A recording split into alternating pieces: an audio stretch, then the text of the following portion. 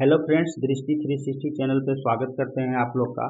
बिहार दरोगा 1275 और BSSC exam के लिए महत्वपूर्ण समान अध्ययन से संबंधित टेस्ट सीरीज लेकर आया हूं।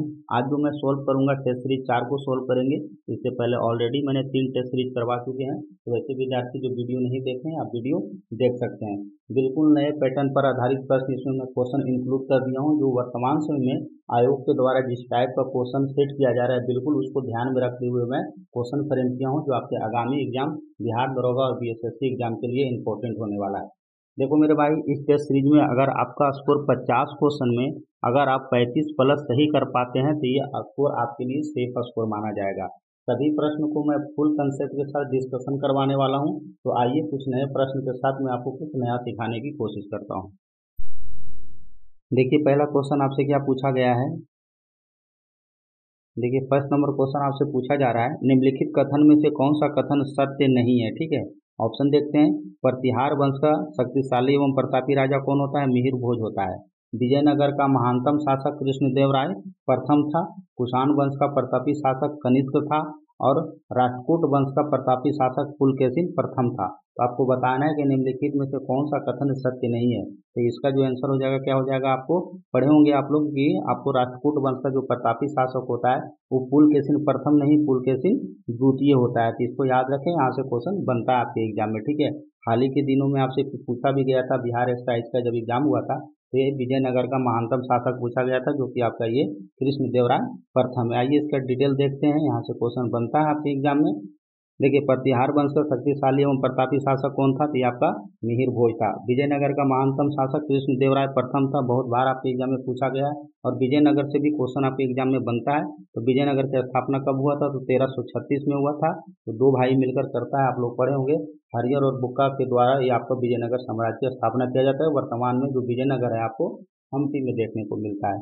आप लोग पढ़े होंगे विजयनगर साम्राज्य पर 4 राजवंश शासन किया था। कौन कौन था? संगम, सालुक, उलूबर और अबीदु।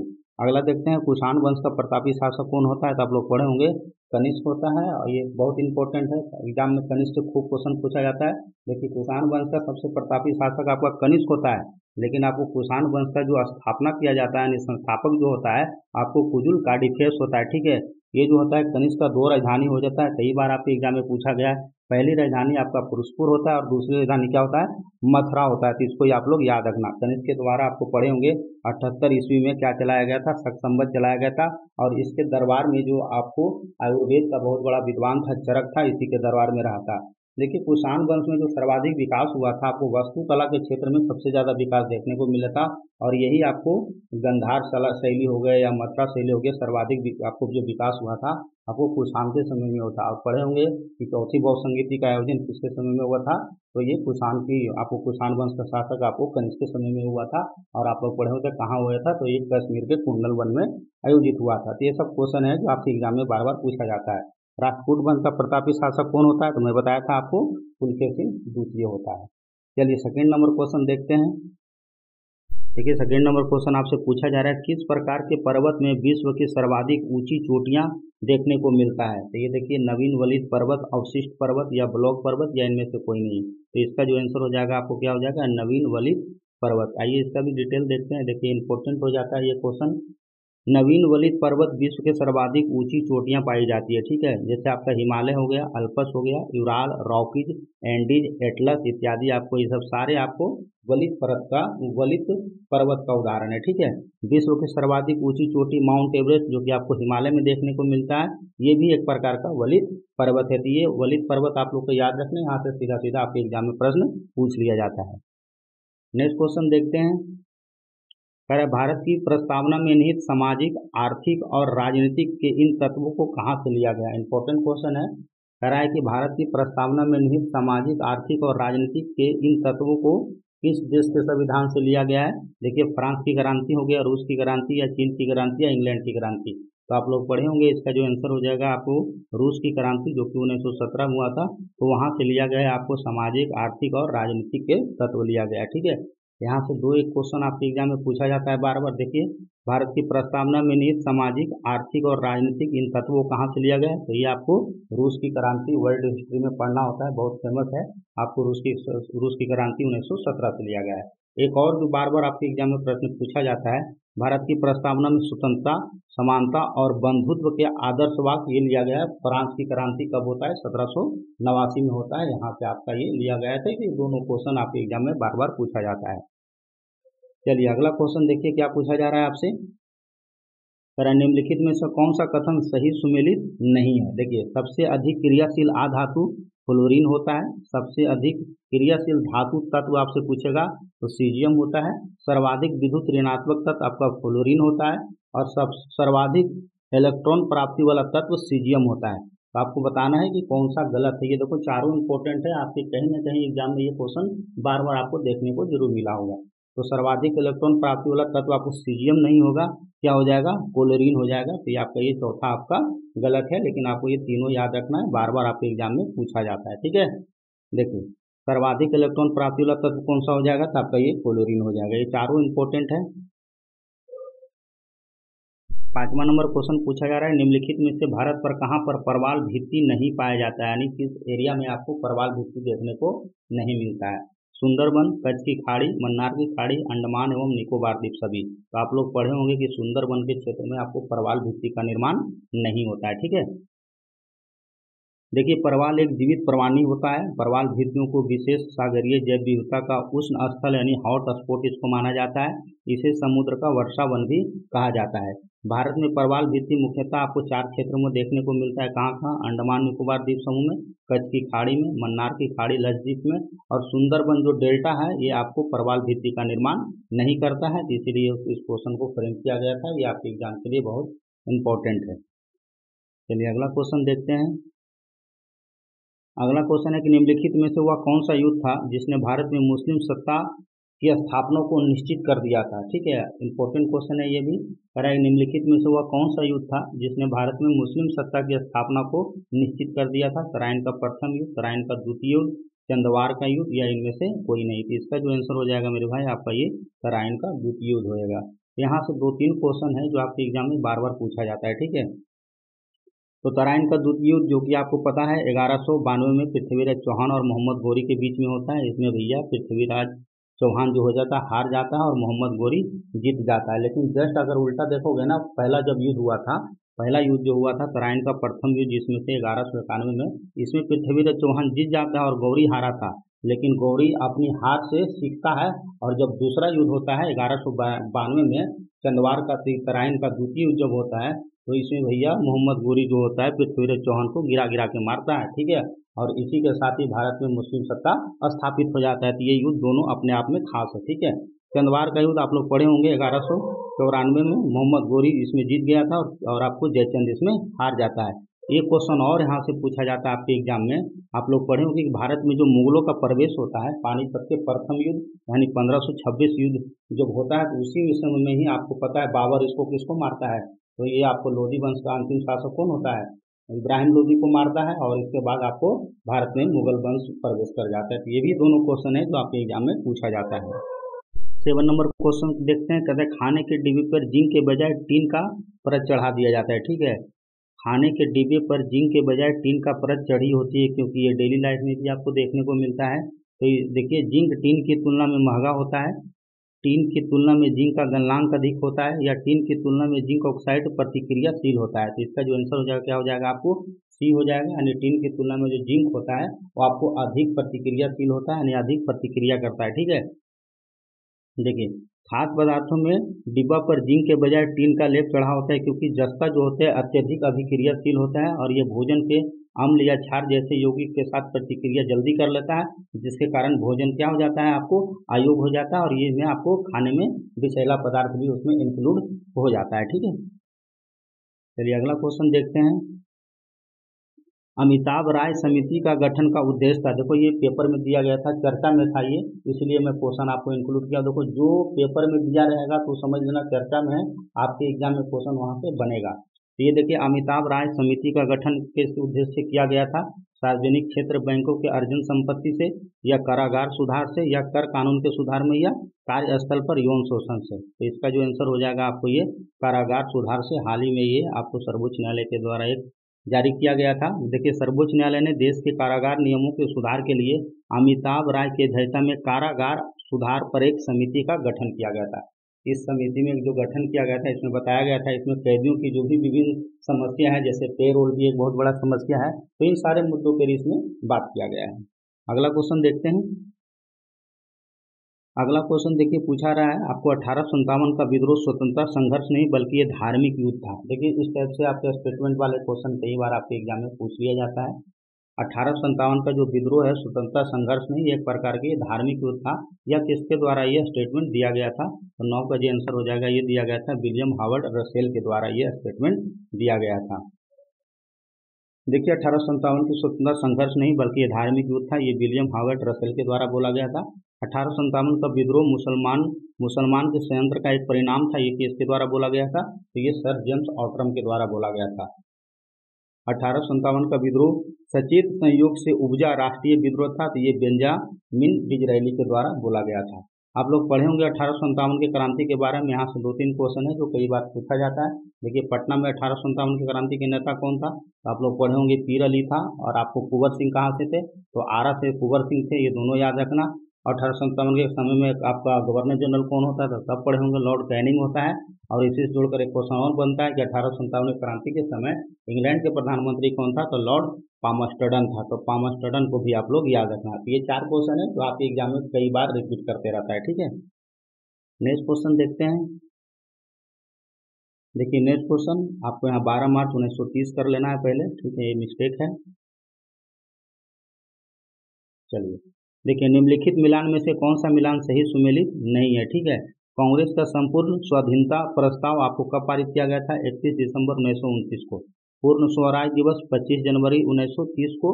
चौरी चौरा कांड 5 फरवरी 1930 को। और दांडी मार्च 12 मार्च 1930 को हुआ था। तो आपको बताना है कि इसमें से कौन सा मिलान सही सुमेलित नहीं है। देखिए इस टाइप का क्वेश्चन आपके एग्जाम में बार बार पूछा जा रहा है, तो इसका जो आंसर हो जाएगा आपका क्या हो जाएगा? बी हो जाएगा।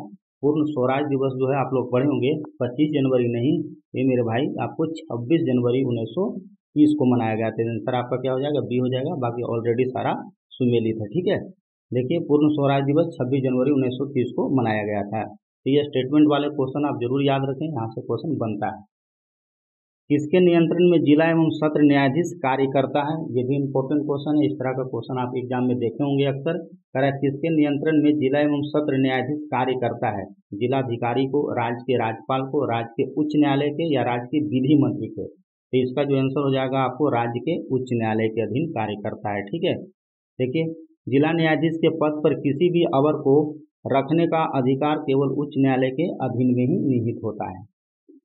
नेक्स्ट क्वेश्चन देखिए, कह रहा है निम्नलिखित रेडियो धर्मी मतलब जिससे आपको उद्गार स्वयं होता है, ठीक है, लावा जिसे निकलता है। निम्नलिखित रेडियो धर्मी सामग्रियों में से किसका प्रयोग हड्डी के ट्यूमर के इलाज के लिए किया जाता है? रेडियम 226, थोरियम 232, स्ट्रोंटियम 90 या आयोडीन? तो इसका जो आंसर हो जाएगा मेरे भाई आपको स्ट्रोंटियम 90 हो जाएगा, ठीक है।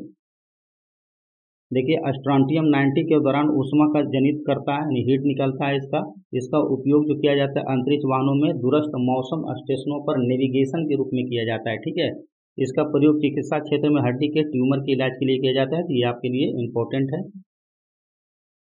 नेक्स्ट क्वेश्चन देखते हैं। देखिए ये भी चर्चा में था आरबीआई बीते दिन, इसीलिए क्वेश्चन फ्रेम किया गया है। कह रहा है आरबीआई वित्तीय वर्ष में मौद्रिक नीति की समीक्षा करता है। द्विमासिक करता है, मासिक करता है, त्रैमासिक करता है या अर्धमासिक करता है?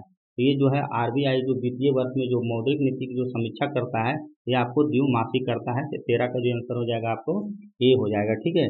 इसका भी डिटेल देखिए। कह रहा आरबीआई ने प्रत्येक 2 महीने में एक बार द्विमासिक अर्थात एक वर्ष में 6 बार मौद्रिक नीति की समीक्षा करता है। ये आपके पेपर से ही क्वेश्चन इंक्लूड किया गया है। आरबीआई की स्थापना सबको पता होगा कि 1 अप्रैल 1935 को हुआ था। कई बार आपके एग्जाम में यहाँ से राष्ट्रीयकरण वाला पूछ लिया जाता है कि आरबीआई का राष्ट्रीयकरण कब हुआ था? तो आपका 1 जनवरी 1949 को हुआ था। इसका मुख्यालय मुंबई है। नेक्स्ट क्वेश्चन देखिए क्या पूछा जा रहा है आपसे। कह रहा है वर्ष 1920 में अखिल भारतीय ट्रेड यूनियन कांग्रेस के प्रथम महासचिव किसे नियुक्त किया गया था? देखिए आपसे अध्यक्ष नहीं पूछ के महासचिव पूछा जा रहा है, ठीक है। वर्ष 1920 में अखिल भारतीय ट्रेड यूनियन कांग्रेस के प्रथम महासचिव किसे नियुक्त किया गया था? तो 14 का जो आंसर हो जाएगा आपको दीवान चमन लाल हो जाएगा, ठीक है। महासचिव जो बनाया गया था चमन लाल को बनाया गया था। और अध्यक्ष तो सबको पता है आपको, लाला लाजपत राय इसके अध्यक्ष थे, ठीक है। देखिए यहाँ से क्वेश्चन आपके एग्जाम में बनेगा। 1920 में अखिल भारतीय ट्रेड यूनियन कांग्रेस की स्थापना हुआ था, ये डेट याद रखना। और इसका अध्यक्ष मैं ऑलरेडी बताया हूँ कि आपका अध्यक्ष जो बनाया गया था लाला लाजपत राय को बनाया गया था, लेकिन इसका महासचिव किसे बनाया गया था, ये दीवान चमन लाल को बनाया गया था। अब यहाँ से जोड़ के देखिए क्वेश्चन बनता है आपके एग्जाम में। देखिए स्वामी सहजानंद सरस्वती अखिल भारतीय किसान सभा कांग्रेस के अध्यक्ष थे, ठीक है। और इसका जो NG रंगा को इस सभा के सचिव चुने गए थे, तो सचिव भी याद रखना। अखिल भारतीय किसान कांग्रेस की स्थापना आपको अप्रैल 1936 में हुआ था। कहाँ हुआ था, तो ये लखनऊ में हुआ था। ये सारे फैक्ट है जो आपके एग्जाम में पूछा जो चुका है, ठीक है। चलिए नेक्स्ट क्वेश्चन देखते हैं। देखिए निम्नलिखित में से कौन सा जायद फसल नहीं है। देखिए रबी खरीफ सबको पता होगा, आपके एग्जाम में जायद फसल से भी क्वेश्चन पूछा जा रहा है। निम्नलिखित में कौन सा एक जायद फसल नहीं है, तरबूज, खरबूज, खीरे, सोयाबीन, ठीक है। तो इसका जो आंसर हो जाएगा मेरे भाई आपका ये सोयाबीन हो जाएगा, ठीक है। सोयाबीन आप लोग पढ़े होंगे कि सोयाबीन मेरे भाई आपका ये खरीफ फसल के अंतर्गत आता है, ठीक है। बाकी ये तीनों आपका कौन सा है, जायद फसल है। अब जायद फसल के बारे में आपको बेसिक जानकारी होना चाहिए। जायद फसल जो होता है रबी और खरीफ फसल ऋतुओं के बीच में ग्रीष्म ऋतु में बोई जाने वाली फसल को हम क्या कहते हैं, जायद फसल बोला जाता है। यानी आपका ये रबी और खरीफ के बीच में जो आपका ऋतु होता है, उसी ग्रीष्म ऋतु में आपको इसमें जायद फसल देखने को मिलता है, ठीक है। इस ऋतु में आपको क्या देखने को मिलता है, तरबूज, खरबूज, खीरे और चारे, जो जानवरों के लिए जो चारा बनाया जाता है, ठीक है, चारों की फसलों के लिए खेती किया जाता है। जायद फसलें कब होता है, बोया जाता है, तो ये मार्च से जून में आपको देखने को मिलता है। चलिए अगला क्वेश्चन देखिए। तरह निम्नलिखित में से हरिजन सेवक संघ के प्रथम अध्यक्ष कौन थे, ये भी क्वेश्चन इंपॉर्टेंट है। तरह निम्नलिखित में से कौन हरिजन सेवक संघ के प्रथम अध्यक्ष थे, तो 16 का जो आंसर हो जाएगा आपको, किसको बनाया गया था, हरिजन सेवक संघ का प्रथम अध्यक्ष घनश्याम दास बिरला को बनाया गया था। आइए इसका भी डिटेल देखते हैं। देखिए 1932 में पूना समझौता के उपरांत गांधी जी ने स्वयं को पूर्णतः अस्पृश्यता विरोधी कार्यों पर लगा दिया था। यानी गांधी जी जो थे 1932 में जब पूना समझौता हुआ था, तो उसमें से पूरी तरीका से अस्पृश्यता यानी छुआछूत जैसे कार्य पे इन्होंने विशेष ध्यान दिया था। अस्पृश्यता याद रखना, आर्टिकल आप लोग पढ़े होंगे 17, कई बार पूछा गया है, ठीक है। अछूते को हरिजन नाम दिया गया था गांधी जी के द्वारा, ठीक है। तो हरिजन सेवक संघ की स्थापना भी किए थे, और इसके प्रथम अध्यक्ष किसको बनाया गया था, तो ये आपको ध्यान घनश्याम बिरला को बनाया गया था। तो इसे आप लोग याद रखना, स्थापना तो किए थे गांधी जी ही किए थे, आप लोगों को सब पता होगा हरिजन का, ठीक है। ये याद रखना। आर्टिकल 17 कई बार आपके एग्जाम में पूछा गया है। करा निम्नलिखित में से किसे प्रतिवर्ती मौसम पवन भी कहा जाता है। निम्नलिखित में से किसे प्रतिवर्ती मौसम पवन भी कहा जाता है, तो आप लोग पढ़े होंगे। स्थानीय पवन को क्या बोला जाता है, प्रतिवर्ती मौसम पवन भी बोला जाता है। देखते हैं करा स्थानीय हवाएं तापमान और दाब से स्थानीय भिन्नता में बहुत छोटे छोटे क्षेत्रों के प्रभाव के कारण यह हवाएं चलती है, इसे प्रतिवर्ती मौसम पवन भी कहा जाता है, ठीक है। एक चिनूक के बारे में पढ़े होंगे, कई बार पूछा गया आपके एग्जाम में। चिनूक जो होता है इसे बर्फ का भक्षक भी कहा जाता है, और पर्वतीय क्षेत्रों के सहारे चलने वाली एक गर्म एवं शुष्क हवा है, जो संयुक्त राज्य अमेरिका में ये देखने को आपको मिलता है। सिराको कई बार पूछा गया, यह सिराको जो है आपको ये इटली में बहती है। नेक्स्ट क्वेश्चन देखते हैं। लेकिन नेक्स्ट क्वेश्चन पूछा जा रहा है, निम्नलिखित में से किसके द्वारा सर्वोदय आंदोलन की शुरुआत किया गया था। कई बार ये क्वेश्चन आपके एग्जाम में पूछा भी गया है। कह रहे हैं निम्नलिखित में से किसके द्वारा सर्वोदय आंदोलन की शुरुआत किया गया था। आप लोग सब पढ़े होंगे कि ये जयप्रकाश नारायण के द्वारा ये सर्वोदय आंदोलन इनके द्वारा शुरू किया गया था। यहाँ से 3 क्वेश्चन पूछता है आपके एग्जाम में। श्री मन्ना नारायण गांधीवादी योजना से रिलेटेड है, M.N. राय आपको जन योजना से रिलेटेड है, और जयप्रकाश नारायण के बारे में तो आप लोग पढ़े होंगे, सर्वोदय योजना से इनका संबंध। चलिए नेक्स्ट क्वेश्चन देखते हैं। देखिए नेक्स्ट क्वेश्चन पूछा जा रहा है, चिकित्सा क्षेत्र में नाइट्रस ऑक्साइड जिसको N2A बोला जाता है, यानी हाथ से गैस बोला जाता है, हंसाने वाला भी गैस बोला जाता है, ये किस प्रकार इसका यूज किया जाता है, ठीक है। आपसे पूछा जा रहा है चिकित्सा के क्षेत्र में N2O यानी नाइट्रस गैस का प्रयोग किस क्षेत्र में किया जाता है, यानी किस प्रकार किया जाता है। एंटीपायरेटिक एजेंट के रूप में, प्रशांतक के रूप में, या अंगग्रह नाशक के रूप में, या निश्चेतक यानी एनेस्थीसिया के रूप में। तो इसका आंसर हो जाएगा आपको डी हो जाएगा। अक्सर आप लोग हॉस्पिटल में देखे होंगे कि N2O का प्रयोग किया जाता है, यानी निश्चेतक के रूप में, यानी एनेस्थीसिया दिया जाता है, यानी बेहोश करने के लिए देखे होंगे हमेशा नाइट्रिक ऑक्साइड का प्रयोग किया जाता है एनेस्थीसिया के रूप में, ठीक है। देखिए कह रहा है नाइट्रस ऑक्साइड विभिन्न महत्वपूर्ण चिकित्सीय उपयोग में किया जाता है, विशेष रूप से इसके संवेदनशीलता और दर्द को कम करने के लिए, प्रभाव को रोकने के लिए किया जाता है, और सर्जरी जैसे दंत चिकित्सा में इसका प्रयोग किया जाता है। अब देखिए बड़े बड़े आपको सर्जरी किया जाता है जैसे किसी भी पार्ट का, तो उसमें सबसे पहले एनेस्थीसिया दिया जाता है, ठीक है, पहले पेशेंट को आपको बेहोश किया जाता है, तो उसमें ये नाइट्रस ऑक्साइड का प्रयोग किया जाता है। इसे लाफिंग गैस भी कहा जाता है, इसका परमाणु संख्या 7 होता है। आप लोग पढ़े होंगे कि वायुमंडल में जो आपको 78% नाइट्रोजन गैस पाया जाता है। चलिए नेक्स्ट क्वेश्चन देखते हैं। देखिए ये भी क्वेश्चन बहुत इंपॉर्टेंट है, कई बार आपके एग्जाम में देखने को मिला होगा। निम्नलिखित में से किस चित्रकार को जहांगीर ने नादिर उल जमा की उपाधि दिया गया था? तो जहांगीर, आपको पता है जहांगीर जो था चित्रकला का विकास सबसे ज़्यादा, चित्रकला का स्वर्ण काल भी इसको कहा जाता है जहांगीर के समय में ही, ठीक है। तो निम्नलिखित में से किस चित्रकला को जहांगीर ने नादिर उल जमा की उपाधि प्रदान किया था? तो नादिर उल जमा की उपाधि किसको दिया गया था? तो ये अबुल हसन को दिया गया था, ठीक है। कई बार आपके एग्जाम में पूछा गया है। यहाँ से देखिए 2 क्वेश्चन है जो आपके एग्जाम में रिपीट करते रहता है। जहांगीर ने नादिर उल जमा की उपाधि दिया था अबुल हसन को, और जहांगीर ने नादिर उल असर, जिसको उम्र का चमत्कार भी कहा जाता है, किसको दिया था? उस्ताद मंसूर को दिया था। ये सब जो थे आपको जहांगीर के समय में थे, आप लोगों को मैं बता चुका हूँ। जहांगीर के जो था आपको चित्रकला का स्वर्ण काल कहा जाता है, और स्थापत्य कला का जो स्वर्ण काल कहा जाता है वो शाहजहां को कहा जाता है, क्योंकि शाहजहां के समय में बहुत सारा आपको बनाया गया था स्थलाकृतियाँ, तो इसीलिए दोनों क्वेश्चन आपके एग्जाम में पूछा जाता है। चलिए अगला क्वेश्चन देखते हैं। देखिए निम्नलिखित में से कौन सा मिलान सही सुमेलित नहीं है? भारतीय वन अधिनियम 1927, वन्य जीव सुरक्षा अधिनियम 1972, पर्यावरण सुरक्षा अधिनियम 1986, जैव विविधता नियम 2003। कई बार आपके एग्जाम में इस तरह का क्वेश्चन पर्यावरण से पूछा गया है, बिहार दरोगा हो चाहे बीपीएससी हो चाहे बीएसएससी हो, ठीक है। तो इसका जो आंसर हो जाएगा आपको डी हो जाएगा। जैव विविधता अधिनियम 2003 में नहीं, एक्चुअल में ये 2002 में बना था। बाकी ये तीनों याद रखना, कई बार आपके एग्जाम में प्रश्न यहाँ से देखने को मिला है। चलिए आपको मैं बता ही दिया, जैव विविधता अधिनियम 2002 में बना था। अगला क्वेश्चन देखिए आपसे पूछा जा रहा है, कर्नाटक राज्य के बीजापुर में स्थित गोल गुंबज, ठीक है, आपको गोल गुंबज आपको कर्नाटक में ही देखने को मिलता है। निम्नलिखित में से किस शासक का ये मकबरा है? ठीक है, तो आप लोग पढ़े होंगे कि बीजापुर में जो आपका गोल गुंबज है उसमें से किस शासक का मकबरा है? तो इसका जो आंसर हो जाएगा आपको मोहम्मद आदिल शाह का ये एक्चुअल में मकबरा है, ठीक है। बीजापुर के सुल्तान मोहम्मद आदिल शाह का मकबरा कहाँ देखने को मिलता है? तो ये आपको कर्नाटक में देखने को मिलता है। आइए नेक्स्ट क्वेश्चन देखते हैं।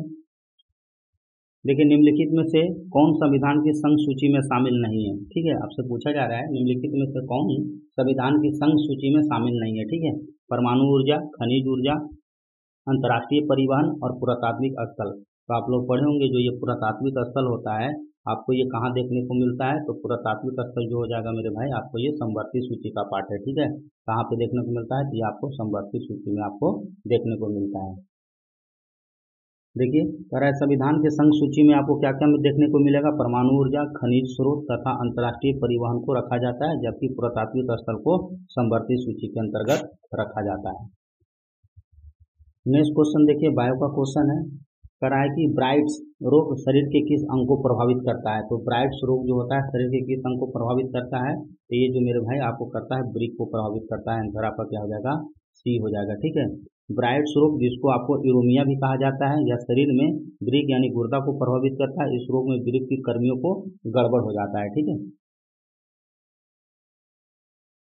अगला क्वेश्चन देखिए, भारत का सबसे बड़ा प्राकृतिक बंदरगाह कौन सा है? विविध के रूप में बंदरगाह से भी क्वेश्चन मैं अक्सर देखा हूँ पूछा जा रहा है, इसलिए मैं यहाँ से क्वेश्चन फ्रेम किया हूँ। भारत का सबसे बड़ा प्राकृतिक बंदरगाह निम्नलिखित में से कौन सा है? तो 25 का जो आंसर हो जाएगा आपको क्या हो जाएगा? मुंबई बंदरगाह हो जाएगा, ठीक है। अब यहाँ से देखिए बहुत सारा क्वेश्चन है जो आपके एग्जाम में अक्सर पूछा जाता है। देखिए मुंबई बंदरगाह देश का सबसे बड़ा प्राकृतिक बंदरगाह है, और इसी बंदरगाह को जवाहरलाल नेहरू बंदरगाह भी कहा जाता है, और इसको नहावा सेवा बंदरगाह भी के नाम से जाना जाता है। यह भारत का सबसे बड़ा कंटेनर बंदरगाह है जो कि आपको महाराष्ट्र मुंबई में देखने को मिलता है। अब देखिए कोलकाता भारत के मुख्य पतन में से एकमात्र नदी पतन है। बहुत इंपॉर्टेंट है ये क्वेश्चन, पीसीएस में भी पूछा गया राजस्थान पीसीएस में, ठीक है, कि आपको जो कोलकाता जो है भारत के प्रमुख पतन एकमात्र नदी पतन वाला बंदरगाह कौन सा है? तो ये आपका कौन सा हो जाएगा? ये कोलकाता है। चेन्नई देश का सबसे प्राचीन बंदरगाह है जो कि एक कृत्रिम उपग्रह है, तो ये चेन्नई वाला भी याद रखना। ठीक है, चेन्नई भारत का सबसे प्राचीनतम बंदरगाह है, और यह कैसा बंदरगाह है? तो आपका ये कृत्रिम बंदरगाह है। ये चारों फैक्ट है आपके एग्जाम के लिए इंपॉर्टेंट है। अगला क्वेश्चन देखते हैं, पूर्ण विकिरण उतापमापी किस सिद्धांत पर कार्य करता है? ठीक है, पूर्ण विकिरण उतापमापी किस सिद्धांत पर कार्य करता है? तो आप लोग पढ़े होंगे, स्टीफन का नियम के प्रिंसिपल पे ये काम करता है। ठीक है, पूर्ण विकिरण उतापमापी स्टीफन के सिद्धांत पर ये कार्य करता है। अगला क्वेश्चन देखिए, ये क्वेश्चन पेपर में दिया गया था, कल ही के पेपर में दिया गया था, बहुत चर्चा में है ये बिमस्टेक, जिसके कारण ये क्वेश्चन फ्रेम किया गया है। निम्नलिखित में से कौन सा बिमस्टेक का सदस्य देश नहीं है? श्रीलंका, थाईलैंड, नेपाल और चीन। तो इसका जो आंसर हो जाएगा 27 का डी हो जाएगा, क्योंकि ये चाइना बिमस्टेक में शामिल नहीं है। अब देखिए क्यों चर्चा में है, आप लोग पढ़ेंगे कि आपको चीन जो होता है बिमस्टेक का सदस्य देश नहीं होता है। बिमस्टेक में आपको भारत, बांग्लादेश, भूटान, म्यांमार, नेपाल, श्रीलंका और थाईलैंड शामिल है। बहुत इंपॉर्टेंट है, इस तरह के क्वेश्चन आपके एग्जाम में पूछ लिया जाता है। आखिर चर्चा में रहने का क्या रीजन है? तो आप लोग को पढ़े होंगे, अभी रिसेंटली इनको इंद्रमणि पांडे को बिमस्टेक का महासचिव नियुक्त किया गया, जिसके कारण ये चर्चा में आ गया था। ठीक है, बिमस्टेक का स्थापना कब होता है? 97 में होता है। इसका मुख्यालय कहाँ होता है? ढाका में होता है। कौन कौन देश इसमें शामिल है, स्थापना कहाँ है इसका, अभी वर्तमान समय अध्यक्ष कौन है और इसका मुख्यालय कहाँ है? तो ढाका। तो ये सारे फैक्ट हैं जो आपके एग्जाम में प्रश्न बनेगा। बाकी मैं डिटेल जब करंट अफेयर पढ़ाऊंगा तो मैं उसमें आपको डिटेल बताऊंगा। ठीक है, चलिए अगला क्वेश्चन कर रहा है कि औरंगजेब द्वारा निम्नलिखित में से किस गुरु की हत्या की गई थी? बहुत बार आपके एग्जाम में ये क्वेश्चन पूछा गया है। ठीक है, औरंगजेब द्वारा निम्नलिखित में से किस गुरु की हत्या किया गया था? तो 28 का जो आंसर हो जाएगा आपको क्या हो जाएगा? ये गुरु अर्जुन देव का हत्या करवा दिया गया था। इसलिए करवाया गया था, तो आप लोग पढ़े होंगे, इस्लाम धर्म स्वीकार नहीं किया था। ठीक है, कह रहा है सिख धर्म के 9वें गुरु कौन होता है? गुरु तेग बहादुर ने इस्लाम नहीं स्वीकारने के कारण औरंगजेब जो होता है 1675 में भैया मृत्युदंड दे दिया जाता है। एक क्वेश्चन और यहाँ से क्वेश्चन पूछता है कि गुरु अर्जुन देव सिखों के 5वें गुरु थे। गुरु अर्जुन देव ने खुसरो की मदद किया था, जिसके कारण 1606 ईस्वी में जहांगीर ने गुरु अर्जुन देव पर षड्यंत्र लगाकर और उसको मरवा दिया जाता है। तो ये दोनों क्वेश्चन है जो आपके एग्जाम में रिपीट करता है। अगला क्वेश्चन देखिए क्या पूछा जा रहा है, कह रहा निम्नलिखित में से कौन महिला क्रांतिकारी चटगांव शस्त्रागार हमले में शामिल थी? अब देखिए पुरुष वाला तो सबको पता होगा, सूर्य सेन था, लेकिन मैंने क्वेश्चन यहाँ पे महिला वाला इंक्लूड किया हूँ कि अभी वर्तमान समय में आपको महिला से भी जुड़कर क्वेश्चन पूछा जा रहा है। ठीक है, तो निम्नलिखित में से कौन सी महिला क्रांतिकारी चटगांव शस्त्रागार हमले में शामिल थी? तो आप लोग पढ़े होंगे, चटगांव शस्त्रागार में आपको कल्पना दत्त भी शामिल थी। ठीक है, देखिए कल्पना दत्त भारतीय स्वतंत्रता आंदोलन क्रांतिकारी नेत्री और सूर्य सेन के नेतृत्व में शासक स्वतंत्रता आंदोलन की सदस्य था। तो आपको मैं बताया था कि आपको ये सूर्य सेन तो सबको पता होगा, सूर्य सेन तो ऑलरेडी पहले भी शामिल था, कई बार पूछा भी गया, लेकिन महिला के रूप में किसको शामिल किया गया था? ये आपको याद रखना, कल्पना दत्त को। ठीक है, और 1930 में चटगांव शस्त्रागार पर हमला हो गया था। तो ये इंपॉर्टेंट है, ये दोनों नाम याद रखना। सूर्य सेन तो सबको याद होगा पहले से भी, महिला वाला जरूर याद रखना, कल्पना दत्त। चलिए अगला क्वेश्चन देखिए क्या पूछा जा रहा है, कह रहा मैनग्रोव वन के संदर्भ में कौन सा मिलान सही सुमेलित नहीं है? ठीक है, भारत का सबसे बड़ा मैनग्रोव वन सुंदरबन है, जो कि यह पश्चिम बंगाल में पड़ता है। तमिलनाडु का पीचाबरम, ये भी एक प्रकार का मैनग्रोव वन है। भीतरकनिका आपको उड़ीसा में देखने को मिलता है, ये भी एक प्रकार का मैनग्रोव वन है। भारत सरकार ने वर्ष 1976 में राष्ट्रीय मैनग्रोव समिति की स्थापना किया था। आपको बताना है कौन सा गलत है, तो मेरे भाई आपका ये डी गलत है। 1976 नहीं, 1975 हो जाएगा। ठीक है, भारत सरकार ने वर्ष 1975 में राष्ट्रीय मैनग्रोव समिति की स्थापना किया था, और बाकी सारा ये ऑलरेडी सुमिलित है, जिसे आप लोग जरूर याद रखें। चलिए देखिए पश्चिम बंगाल में सुंदरबन, जो कि दुनिया का सबसे बड़ा मैनग्रोव वन क्षेत्र है, तो भारत का दूसरा सबसे बड़ा मैनग्रोव वन क्षेत्र आपको उड़ीसा के भीतरकनिका में देखने को मिलता है। और भारत सरकार द्वारा वर्ष 1975 में राष्ट्रीय मैनग्रोव समिति का गठन किया गया था। अगला क्वेश्चन देखिए, भारत के राष्ट्रीय उद्यान के संबंध में कौन सा मिलान सही सुमेलित नहीं है? आपके बिहार दरोगा हो या बीएसएससी हो या बीपीएससी हो, यहाँ से एक क्वेश्चन हमेशा आपके एग्जाम में पूछा जाता है राष्ट्रीय उद्यान से। और देखना जो एग्जाम में वही पूछेगा जो चर्चा में रहता है। ठीक है, तो देखिए मुरलेन राष्ट्रीय उद्यान, जो कि आपको मिजोरम में देखने को मिलता है। गुरु घासीराम राष्ट्रीय उद्यान छत्तीसगढ़ में है, और नामदफा राष्ट्रीय उद्यान आपको अरुणाचल प्रदेश में, और हेमिस राष्ट्रीय उद्यान आपको जम्मू कश्मीर में। तो आपको बताना है कौन सा गलत है, तो आप लोग पढ़े होंगे हेमिस राष्ट्रीय उद्यान ये जम्मू कश्मीर में नहीं, आपको कहाँ देखने को मिलता है? तो ये लद्दाख में देखने को मिलता है। ठीक है, और जो लद्दाख है ये आपको सबसे बड़ा राष्ट्रीय उद्यान है, तो ये भी आपको पता होना चाहिए। बाकी आपका सारा सुमेलित है। ठीक है, हेमिस राष्ट्रीय उद्यान जो कि सबसे बड़ा है, ये लद्दाख में देखने को मिलता है। और साथ ही साथ छोटा वाला भी याद रखना, ठीक है। साउथ बटन नेशनल पार्क जो कि सबसे छोटा, और ये कहाँ स्थित है, अंडमान निकोबार में द्वीप में स्थित है। बाकी जो ऊपर ऑलरेडी सुमेलित था। चलिए नेक्स्ट क्वेश्चन देखते हैं। देखो भाई, चुनाव आयोग अभी चर्चा में चल रहा है क्योंकि 5 राज्यों में चुनाव होना है, तो इसलिए क्वेश्चन आपको पेपर में ही दिया गया था। कह रहा है निम्नलिखित में से कौन सी समिति चुनाव सुधारों से संबंधित नहीं है। देखिए पहला ऑप्शन है दिनेश गोस्वामी समिति, दूसरा तारकुंडे समिति, इंद्रजीत गुप्ता समिति और जीवी के राव समिति। ये क्वेश्चन इंपॉर्टेंट हो जाता है क्योंकि चुनाव आयोग चर्चा में था और ये पेपर में भी दिया गया था, वहीं से मैं क्वेश्चन ये फ्रेम किया हूँ, ठीक है।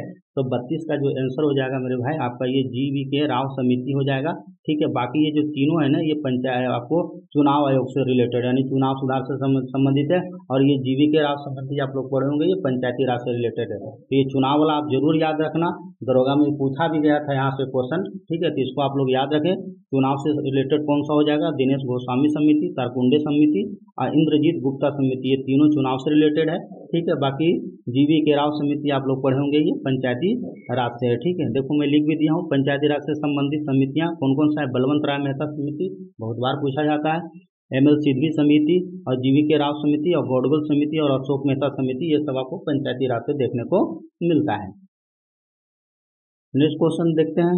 कह रहा है पुस्तक और उसके लेखक के संबंध में कौन सा मिलान सही सुमेलित नहीं है। देखिए जो चर्चा में रहता है पुस्तक, या तो आपको एंशिएंट वाला पूछ देगा या मेडावल वाला पूछ देगा, या बाकी जो करंट से जुड़ के जो चर्चा में वो आपसे एग्जाम में पूछा जाता है। तो देखिए one life is not enough किसके द्वारा लिखा गया है, ये नटवर सिन्हा के द्वारा लिखा गया है। A century is not enough Sourav Ganguly के द्वारा लिखा गया है। A white jaguar Uma Chokia Shrivastava के द्वारा लिखा गया है। और ये better India a better world Shashi Tharoor के द्वारा लिखा गया। तो आपको बताना कि कौन गलत है। तो 33 का आंसर आपका डी हो जाएगा, ये better India a better world Shashi Tharoor के द्वारा नहीं लिखा गया, ये नारायण मूर्ति के द्वारा लिखा गया। तो इसे आप लोग जरूर याद रखें। बाकी ये तीनों ऑलरेडी सुमेलित है, ठीक है। देखिए मैं लिख दिया ये better India a better world पुस्तक के लेखक नारायण मूर्ति के द्वारा ये लिखा गया है। चारों पुस्तक बहुत चर्चा में था, इसलिए क्वेश्चन में यहाँ से इंक्लूड किया हूँ। देखिए निम्नलिखित में से ब्रिटिश सरकार से कौन सा चार्टर एक्ट के तहत बंगाल के गवर्नर जनरल को भारत का गवर्नर जनरल बना दिया था। बहुत इंपॉर्टेंट क्वेश्चन है, यहाँ से एक्ट से भी क्वेश्चन आपके दरोगा के एग्जाम में पूछा जाता है, इसलिए मैं क्वेश्चन फ्रेम किया हूँ।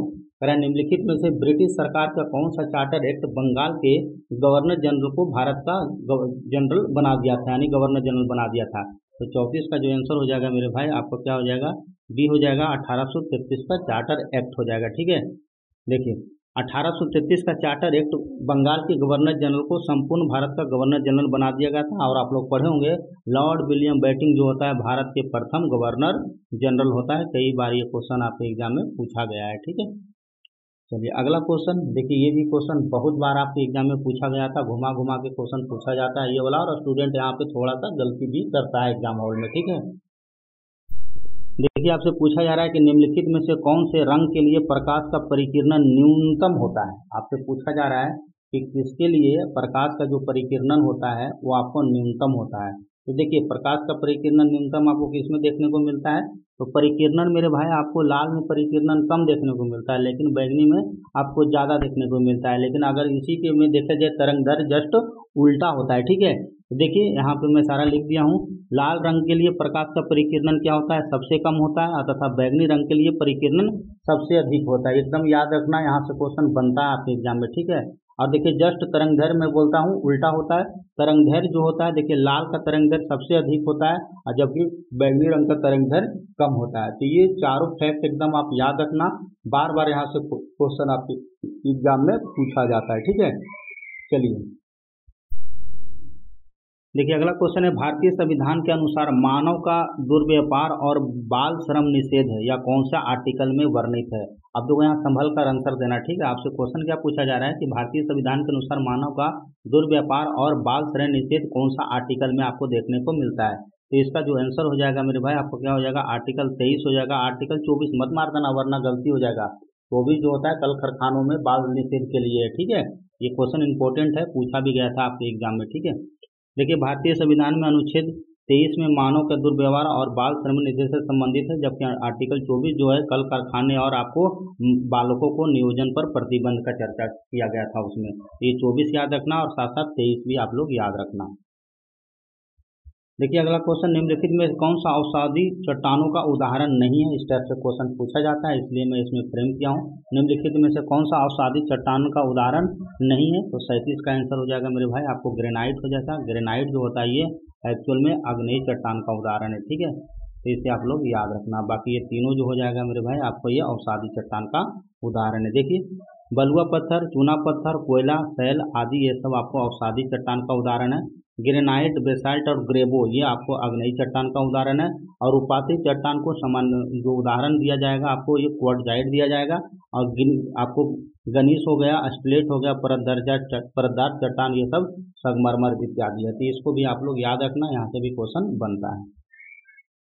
देखिए नेक्स्ट क्वेश्चन है, भ्रूण अवस्था में लाल रक्त कणिकाओं यानी आरबीसी का निर्माण निम्नलिखित में से किस अंग में होता है? देखिए क्वेश्चन को अच्छा से पढ़ना, आपसे पूछा जा रहा है भ्रूण अवस्था में लाल रंग कणिकाओं यानी आरबीसी का निर्माण निम्नलिखित में से किस अंग में होता है? तो 38 का जो आंसर हो जाएगा आपको क्या हो जाएगा, आपको यकृत और प्लीहा आप लोग पढ़े होंगे कि आप लोग यकृत और प्लीहा में भ्रूण अवस्था में लाल रक्त कणिकाओं का यानी आपको आरबीसी का निर्माण होता है, ठीक है। देखिए भ्रूण अवस्था में आरबीसी का निर्माण कहाँ होता है? तो आपको यकृत और प्लीहा में होता है। देखिए भ्रूण अवस्था का अलग कंडीशन है, लेकिन वयस्क होने पर इसका निर्माण कहाँ होता है? तो ये बोन मैरो में होता है, ठीक है। और आप लोग पढ़े होंगे प्लीहा को आरबीसी का कब्रिस्तान कहा जाता है, और आप जो आरबीसी का जो होता है आपको जीवन काल 120 दिन का होता है। तो ये चारों फैक्ट आपके एग्जाम में कई बार पूछा जा चुका है, ठीक है। चलिए अगला क्वेश्चन देखते हैं, कह रहा है भूपर पट्टी में करस्ट सबसे अधिक कहाँ पाया जाने वाला तत्व है? पृथ्वी के भूपर पट्टी में सबसे अधिक पाया जाने वाला तत्व कौन सा है, ये आपसे पूछा जा रहा है। तो आप लोग पढ़े होंगे इसमें कौन सा आंसर हो जाएगा आपको, तो इसका जो आंसर हो जाएगा मेरे भाई आपका इनमें से कोई नहीं हो जाएगा, डी हो जाएगा, ठीक है। यानी ऑक्सीजन, ऑक्सीजन के बारे में पढ़े होंगे कितना प्रतिशत है? तो 46.80% है, ठीक है। तो इसीलिए क्वेश्चन इंपॉर्टेंट है। चलिए आइए इसका डिटेल देखते हैं। करा पृथ्वी की क्रस्ट में पाए जाने वाले ऑक्सीजन का प्रतिशत कितना है? आपको 46.8% है, जो कि ये सबसे ज़्यादा है। उसके बाद आपको सिलिकॉन, एल्युमिनियम, लोहा इत्यादि देखने को मिलता है, ठीक है। और आपसे देखो यहाँ मैंने एक ऑप्शन दिया था नाइट्रोजन, ठीक है। पृथ्वी का वायुमंडल में अगर पूछेगा तो नाइट्रोजन 78% सबसे ज़्यादा सबको पता है, और नाइट्रोजन 21%, ऑक्सीजन आपको नाइट्रोजन आपका 78 हो गया और आपको ऑक्सीजन 21 हो गया, बाकी 1% में अन्य गैस आपको देखने को मिलता है। ये दोनों फैक्ट याद रखना, ये वायुमंडल से रिलेटेड है, और वो आपको 46.8 जो है आपको ये करंट से रिलेटेड है, ठीक है, यानी पृथ्वी से रिलेटेड है। तो ये दोनों क्वेश्चन इंपॉर्टेंट है, ठीक है, तो इसको याद रखना।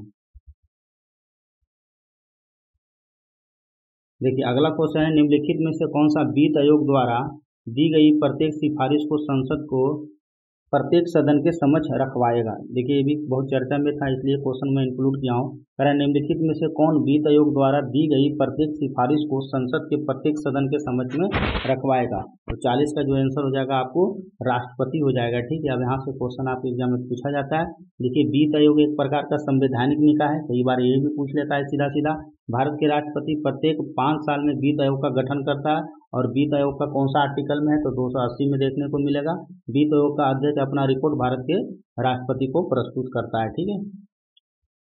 नेक्स्ट क्वेश्चन देखिए, निम्नलिखित में से किस सातवाहन शासक को बेनाकट का स्वामी कहा जाता है? ये भी क्वेश्चन देखिए इंपॉर्टेंट है, एनसीईआरटी का क्वेश्चन मैं इंक्लूड किया हूँ इसमें। निम्नलिखित में से किस सातवाहन शासक को बेनाकट का स्वामी कहा जाता है? तो आप लोग पढ़े होंगे बेनाकट का स्वामी किसे कहा जाता है? तो ये गौतमीपुत्र सतकर्णी को कहा जाता है, ठीक है। देखिए शकों के विजय के उपलक्ष्य में गौतमीपुत्र सतकर्णी ने बेनाकट नगर की स्थापना किया था, जिसके कारण आपको इसे बेनाकट का स्वामी भी कहा जाता है। ये आपको नासिक में देखने को मिलता है, यानी आपको महाराष्ट्र में, ठीक है। देखिए खेलकूद से भी एक क्वेश्चन आपके एग्जाम में दरोगा हो या बीएसएससी हो हमेशा पूछा गया है और आगे भी पूछा जाएगा, ठीक है। चाइनामैन शब्द निम्नलिखित में से किस खेल से संबंधित है? अक्सर आप लोग सुनते होंगे कि आपको चाइनामैन देखने को मिलता होगा, सुनने को मिलता होगा। तो चाइनामैन जो है शब्द निम्नलिखित में से किस खेल से संबंधित है? तो आप लोग पढ़ोगे चाइनामैन आपको क्रिकेट से देखने को मिलता है। ये बाएं हाथ से गेंदबाज हो जाता है जो टर्न करता है और सीधा आपको विकेट में जाके लग जाता है, ठीक है। तो चाइनामैन शब्द किससे संबंधित है? तो ये क्रिकेट से संबंधित है। देखिए अगला क्वेश्चन पूछा जा रहा है, निम्नलिखित में से कौन सा एक संवैधानिक संस्था नहीं है? देखिए इस टाइप का क्वेश्चन पूछा गया था, तो इसीलिए इसको मैं जोड़ के क्वेश्चन फ्रेम किया हूँ। देखिए निम्नलिखित में से कौन एक संवैधानिक संस्था नहीं है? वित्त आयोग, नीति आयोग, लोक सेवा आयोग या चुनाव आयोग यानी यूपीएससी। तो इसका 43 का जो आंसर क्या हो जाएगा मेरे भाई, आपको पढ़े होंगे ये जो नीति आयोग है ये एक प्रकार का संवैधानिक संस्था नहीं है। ठीक है, देखिए नीति आयोग एक संवैधानिक निकाय नहीं है। 1 जनवरी 2005 को आपको पता स्थापना हुआ था, 2015 में इसका स्थापना हुआ था। इसका गठन योजना आयोग के स्थान पर किया गया था, सबको पता है। और इसका जो अध्यक्ष होता है प्रधानमंत्री होता है। यूपीएससी के बारे में थोड़ा सा जान लो, यहाँ से क्वेश्चन बनता है। यूपीएससी का चर्चा आपको भाग 4 में देखने को मिलता है और आर्टिकल कितना है 315। तो इसको आप लोग याद रखना, ठीक है। चलिए देखिए अगला क्वेश्चन है कि निम्नलिखित में से किस खेल और उससे संबंधित खिलाड़ी के संबंध में कौन सा मिलान सही सुमेलित नहीं है? देखिए सारे प्लेयर चर्चा में रहा है क्योंकि बीते दिन आपको पता है एशियाई खेलों का आयोजन हुआ था जिसमें बहुत सारा खिलाड़ी बहुत ही बेहतरीन प्रदर्शन किए जिसके कारण सारे खिलाड़ी अभी चर्चा में है। ठीक है, तो आदिति अशोक गोल्फ की अच्छी प्लेयर है, निखत जरीन बॉक्सिंग खेलती है, पलक गुलिया शूटिंग से रिलेटेड है, या लवलीना बोरगोहन तीरंदाजी। तो आपको बताना है कि कौन सा सही सुमेलित नहीं है। देखो यहाँ से क्वेश्चन आपके एग्जाम में बनेगा भाई, ठीक है। तो ये जो हैगा लवलीना बोरगोहन जो है ये तीरंदाजी नहीं खेलती है, ये मुक्केबाजी से रिलेटेड है। ठीक है, बाकी ये तीनों ऑलरेडी सुमेलित है। ये आदित्य अशोक तो बहुत चर्चा में रही थी कि गोल्फ में पहला पदक जीती थी, इसी कारण ये चर्चा में है। ठीक है, लवलीना बोरगोहन जो आपको मुक्केबाजी से रिलेटेड है। ठीक है, चलिए अगला क्वेश्चन देखिए। अमृतसर की अटारी सीमा पर देश के सबसे ऊंचा राष्ट्रीय ध्वज को फहराया गया जिसकी कुल ऊंचाई कितनी फीट है? देखिए बहुत चर्चा में था, पेपर में दिया गया था। तो यहाँ से क्वेश्चन आपको विविध के रूप में पूछा जा सकता है, इसीलिए मैं इसको यहाँ पे फ्रेम किया हूँ। ठीक है, तो 45 का जो आंसर हो जाएगा आपको क्या हो जाएगा, तो ये आपका डी हो जाएगा। ठीक है, तो इसे आप लोग याद रखना कि अमृतसर की अटारी सीमा पर देश के सबसे ऊंचा राष्ट्रीय ध्वज को फहराया गया था जिसकी कुल ऊंचाई आपको 418 फीट है। ठीक है, यहाँ से क्वेश्चन आपके एग्जाम में देखने को मिलेगा। अमृतसर की अटारी सीमा पर देश के सबसे ऊंचे राष्ट्रीय ध्वज को फहराया गया, इसकी कुल लंबाई आपको 418 फीट है और इस ध्वज को केंद्रीय मंत्री नितिन गडकरी ने फहराया था, तो इसको भी आप लोग याद रखना। चलिए नेक्स्ट क्वेश्चन देखते हैं। देखिए अगला क्वेश्चन पूछा जा रहा है, भारत के प्रमुख संस्थान और उससे संबंधित शहर के संबंध में कौन सा मिलान सही सुमेलित नहीं है? देखिए केंद्रीय आलू संस्थान बहुत चर्चा में था, पेपर में दिया गया था। ठीक है, इसलिए मैं इंक्लूड किया हूँ जोड़ के। तो केंद्रीय आलू संस्थान आपको शिमला में देखने को मिलता है। केंद्रीय मृदा लवणता अनुसंधान आपको करनाल यानी हरियाणा में देखने को मिलता है। केंद्रीय कपास अनुदान संस्थान आपको नागपुर में देखने को मिलता है। केंद्रीय वैज्ञानिक उपकरण संगठन बेंगलोर। तो आप लोग पढ़े होंगे, जो इसका जो गलत हो जाएगा डी हो जाएगा। केंद्रीय वैज्ञानिक उपकरण आपको बेंगलोर में नहीं है, कहाँ पे देखने को मिलता है? ये मेरे भाई आपको चंडीगढ़ में देखने को मिलता है। ठीक है, तो इसे भी आप लोग याद ना। बाकी ये तीनों ऑलरेडी सुमेलित है। ये आलू वाला याद रखना, चर्चा में है, पेपर में दिया गया था, तो ये क्वेश्चन आपके एग्जाम में बन सकता है। चलिए मैं लिख ही दिया हूँ यहाँ पे, केंद्रीय वैज्ञानिक उपकरण संगठन जो है आपको ये चंडीगढ़ में देखने को मिलता है। अब देखो इकोनॉमिक से जोड़कर इस तरह का क्वेश्चन आपके एग्जाम में अक्सर पूछा जाता है। निम्नलिखित में से कौन तृतीय क्षेत्र के अंतर्गत नहीं आता है? ठीक है, आपसे पूछा जा रहा है कि तृतीय क्षेत्र के अंतर्गत नहीं आता है। ठीक है, देखिए बीमा, बैंकिंग, संचार, विनिर्माण। तो आप लोग पढ़े होंगे कि जो तृतीय क्षेत्र के अंतर्गत आपको बीमा आता है, बैंकिंग आता है, संचार आता है, लेकिन विनिर्माण नहीं आता है। विनिर्माण जो होता है ये सेकेंड सेक्टर के अंतर्गत आता है, द्वितीय सेक्टर के अंतर्गत आता है। ठीक है, देखो विनिर्माण द्वितीय क्षेत्र के अंतर्गत आता है, इसे औद्योगिक क्षेत्र भी कहा जाता है। आपको पढ़े होंगे कि प्राथमिक सेक्टर में कृषि वगैरह आ जाता है जो नेचुरल तरीके से यानी प्राकृतिक तरीके से तैयार होता है, और दूसरा जो उससे वस्तु हम बनाते हैं तो वो द्वितीय सेक्टर में आएगा। ठीक है, और तीसरा जो है वस्तु बना देने के बाद हम उसको ट्रांसपोर्ट के लिए भेजते हैं, तो ये तृतीय क्षेत्र के अंतर्गत, जैसे बीमा हो गया, बैंकिंग हो गया, परिवहन हो गया, संचार हो गया, ये सब तृतीय क्षेत्र के अंतर्गत आता है। तृतीय क्षेत्र को आप लोग पढ़े होंगे, इसे सेवा क्षेत्र भी कहा जाता है। तो इसका कॉन्सेप्ट क्लियर रखना, यहाँ से क्वेश्चन आपके एग्जाम में अक्सर पूछा जाता है। कह रहा है चोल राजा राजेंद्र प्रथम ने अपनी राजधानी गंगईकोटचोलपुरम की स्थापना निम्नलिखित में किस नदी पर किया था? देखो चोल काल से भी क्वेश्चन अक्सर आपके एग्जाम में पूछा गया है। ठीक है, यहीं से मैं क्वेश्चन फ्रेम किया हूँ कि चोल राजा राजेंद्र प्रथम ने अपनी राजधानी गंगईकोटचोलपुरम की स्थापना निम्नलिखित में से किस नदी के तट पर किया था? तो इसका जो आंसर हो जाएगा आपको ये कावेरी नदी के तट पे किया था। ठीक है, देखो चोल राजा राजेंद्र प्रथम ने अपनी राजधानी गंगईकोटचोलपुरम कावेरी नदी पर किया था, उसका स्थापना, इसको आप लोग याद रखें। अगला क्वेश्चन देखिए, ये भी इंपॉर्टेंट है। प्राकृतिक स्रोत एवं अम्ल के संबंध में कौन सा मिलान सही सुमेलित नहीं है? अब देखो सिरका में आपको एसिटिक अम्ल देखने को मिलता है, फास्फोरिक अम्ल आपको कोका कोला में देखने को मिलता है, लैक्टिक अम्ल आपको दही में देखने को मिलता है और मैलिक अम्ल आपको चींटी में देखने को मिलता है। तो आप लोग पढ़े होंगे मैलिक अम्ल आपको चींटी में नहीं देखने को मिलता है, आंसर आपका डी हो जाएगा। आप लोग पढ़े होंगे मैलिक अम्ल कहाँ देखने को मिलता है, तो ये सेव में देखने को मिलता है, ठीक है। मैलिक अम्ल आपको सेव में पाया जाता है, जबकि आपको मेथनोइक एसिड और कई जगह आपको फॉर्मिक एसिड भी देखने को मिलेगा, जो कि ये चींटी में पाया जाता है। चलिए नेक्स्ट क्वेश्चन देखते हैं।